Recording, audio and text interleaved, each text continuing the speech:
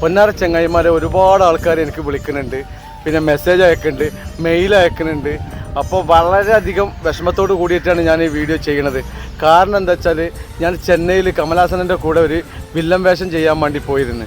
അപ്പോൾ അതിൻ്റെ ട്രെയിലർ എന്നാണ് ഇറങ്ങുക, അല്ലെങ്കിൽ ആ പടം എന്നാണ് റിലീസാവണമെന്നൊക്കെ അതിനെ പറ്റിയിട്ടാണ് ആൾക്കാർ ഈ ചോദിച്ചറിയണത്.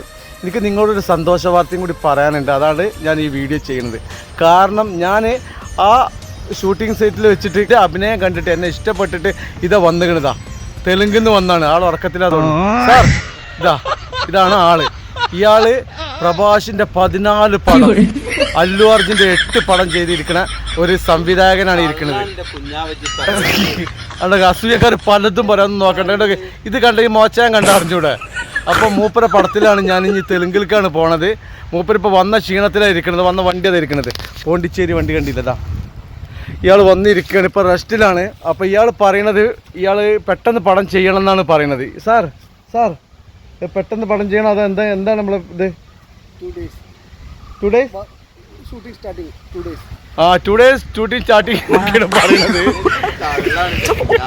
സത്യമായിട്ടും. അപ്പം നമ്മൾ ഇനി തെലുങ്കിലൊക്കെയാണ് പോകുന്നത്. പ്രഭാസ് സാറിൻ്റെ കൂടെ ഞാനും ഉണ്ട്. അപ്പോൾ ഇനി നമുക്ക് തെലുങ്കിൽ വെച്ച് കാണാം.